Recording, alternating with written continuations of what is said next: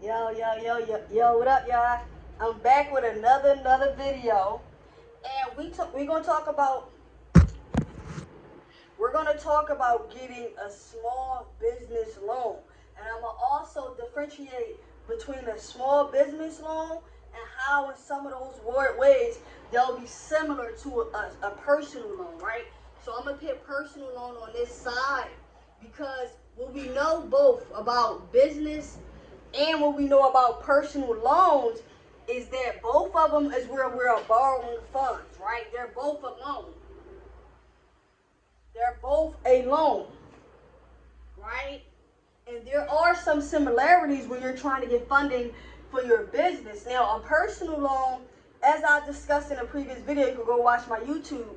A personal loan, you may be using for vacation, you may be using for home expenses, you may be using for college, you may be using for big ticket items where you might use a personal loan or to consolidate your debt. On the business side, you're applying for a business loan in order to increase and elevate your business, right? So there's a few factors that go into it, and I call it the 4 C's. You heard? The 4 C's. And the first C out of the 4 C's is cash flow. If you ever heard the term, it's used a lot in real estate, it's used a lot in business, commercial real estate. Cash flow, right, is our cash flow is our profit. Our cash flow is how much money are we bringing in after our expenses and any type of bills and what takes away from the business, right? How much money is left over, right? How much revenue? This is one of the questions they will ask you on the business application. How much revenue have your company brought in annually within the past year? So that's the first C, right? Now, don't get too discouraged if you feel like, okay, well, I got a new business. I don't really have that much cash flow going on. Well, we have a few other determining factors that can help you get approved. So the first C is cash flow. The second C is collateral. Collateral could be real estate. Collateral could be expensive vehicles that you own outright. Collateral could be land. Collateral is anything that if you default, that lender is able to pretty much seize that. If it's real estate, if it's an expensive car, if it's land, whatever it may be, right? Collateral. The next C is credit. A lot of people last year was talking about the SBA loan. You know, a lot of people wanted you to have around 680. But you always want to be on the higher side of credit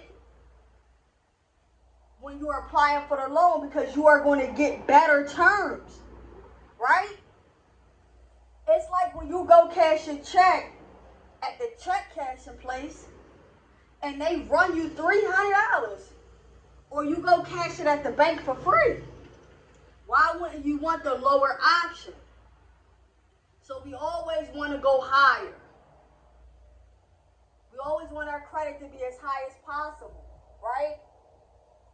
Now, if you're still able to get approved under that 680, if you're able to get approved with a 650, a 640, then that's great. But continue to work on your credit so you get your score up, right? And a corporation. The last C is corporation. Your business has to be registered with your state. I just did a free LLC paper processing giveaway, meaning my company is going to do the entire paperwork process for you. After setting up a quick business consultation, I just picked the winner. We're doing giveaways all month, but you gotta have your business registered with your state. Because when you start filling out that paperwork, right, and they're asking you your income, when they're asking you how much your company made, they ask you about your revenue. When they're asking you, you know, is your business a sole proprietor or LLC or a single member LLC, right? When they ask you, what is your EIN number? This is the way that they're going to determine if you're a legit registered business. Now, if you have collateral and you have credit, right? Maybe you don't have as much cash flow, but you have collateral and you have good credit.